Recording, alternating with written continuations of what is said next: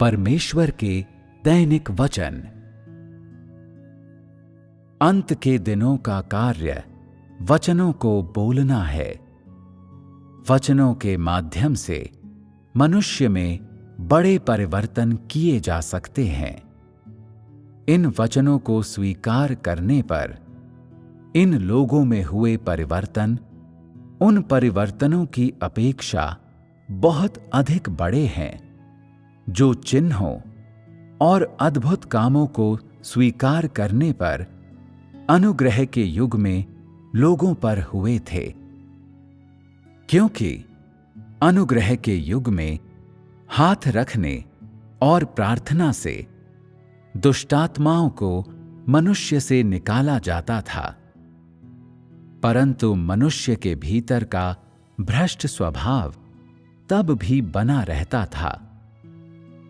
मनुष्य को उसकी बीमारी से चंगा कर दिया जाता था और उसके पापों को क्षमा किया जाता था, परंतु वो कार्य कि आखिर किस प्रकार मनुष्य के भीतर से उन शैतानी स्वभावों को निकाला जाना है, अभी भी बाकी था।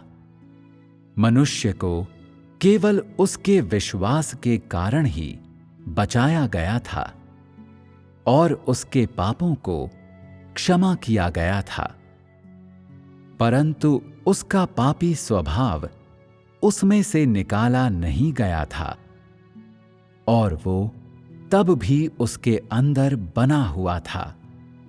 मनुष्य के पापों को देहधारी परमेश्वर के द्वारा क्षमा किया गया था, परंतु इसका अर्थ ये नहीं है कि मनुष्य के भीतर कोई पाप नहीं रह गया है।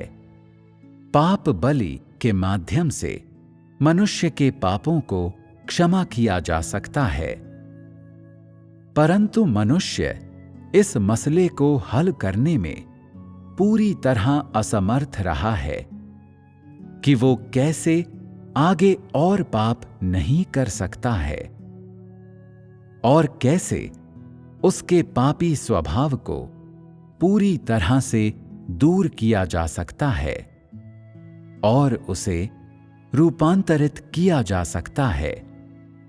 परमेश्वर के सलीब पर चढ़ने के कार्य की वजह से मनुष्य के पापों को क्षमा किया गया था, परंतु मनुष्य पुराने भ्रष्ट शैतानी स्वभाव में जीवन बिताता रहा।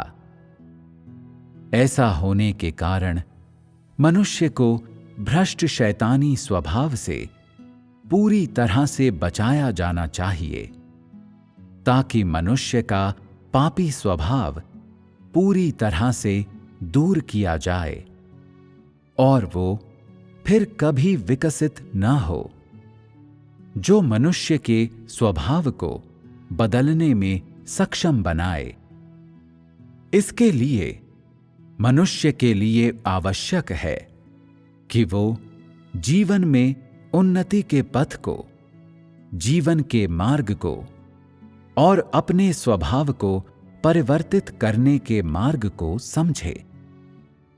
साथ ही इसके लिए मनुष्य को इस मार्ग के अनुरूप कार्य करने की आवश्यकता है, ताकि मनुष्य के स्वभाव को धीरे धीरे बदला जा सके और वो प्रकाश की चमक में जीवन जी सके और वो जो कुछ भी करे वो परमेश्वर की इच्छा के अनुसार हो, ताकि वो अपने भ्रष्ट शैतानी स्वभाव को दूर कर सके और शैतान के अंधकार के प्रभाव को तोड़कर आजाद हो सके और उसके परिणाम स्वरूप पाप से पूरी तरह से ऊपर उठ सके।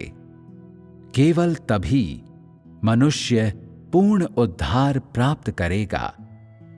जब यीशु अपना काम कर रहा था तो उसके बारे में मनुष्य का ज्ञान तब भी अज्ञात और अस्पष्ट था, मनुष्य ने हमेशा ये विश्वास किया कि वो दाऊद का पुत्र है और उसके एक महान भविष्यद्वक्ता और उदार प्रभु होने की घोषणा की, जो मनुष्य को पापों से छुटकारा देता था। विश्वास के आधार पर मात्र उसके वस्त्र के छोर को छूकर ही कुछ लोग चंगे हो गए थे, अंधे देख सकते थे और यहां तक कि मृतक को जिलाया भी जा सकता था। हालांकि मनुष्य अपने भीतर गहराई से जड़ जमाए हुए शैतानी भ्रष्ट स्वभाव को नहीं समझ सका और न ही मनुष्य ये जानता था कि उसे कैसे दूर किया जाए। मनुष्य ने बहुतायत से अनुग्रह प्राप्त किया, जैसे देह की शांति और खुशी एक व्यक्ति के विश्वास करने पर पूरे परिवार की आशीष और बीमारियों से चंगाई इत्यादि शेष मनुष्य के भले कर्म और उसका ईश्वर के अनुरूप प्रकटन था। यदि मनुष्य इस तरह के आधार पर जीवन जी सकता था तो उसे एक उपयुक्त विश्वासी माना जाता था। केवल ऐसे विश्वासी ही मृत्यु के बाद स्वर्ग में प्रवेश कर सकते थे, जिसका अर्थ है कि उन्हें बचा लिया गया था, परंतु अपने जीवन काल में उन्होंने जीवन के मार्ग को बिल्कुल भी नहीं समझा था। वे अपना स्वभाव बदलने के किसी पथ के बिना बस एक निरंतर चक्र में पाप करते थे, फिर पाप स्वीकारोक्ति करते थे। अनुग्रह के युग में मनुष्य की दशा ऐसी ही थी। क्या मनुष्य ने पूर्ण उद्धार पा लिया है? नहीं। इसलिए उस चरण के कार्य के पूरा हो जाने के पश्चात अभी भी न्याय और ताड़ना का काम बाकी है। ये चरण वचन के माध्यम से मनुष्य को शुद्ध बनाने के लिए है, ताकि मनुष्य को अनुसरण करने का एक मार्ग प्रदान किया जाए। ये चरण फलप्रद या अर्थपूर्ण नहीं होगा यदि ये दुष्टात्माओं को निकालना जारी रखता है, क्योंकि ये मनुष्य के पापी स्वभाव को दूर करने में असफल हो जाएगा और मनुष्य केवल पापों की क्षमा पर आकर रुक जाएगा। पाप बलि के माध्यम से मनुष्य के पापों को क्षमा किया गया है, क्योंकि सलीब पर चढ़ने का कार्य पहले से ही पूरा हो चुका है और परमेश्वर ने शैतान को जीत लिया है।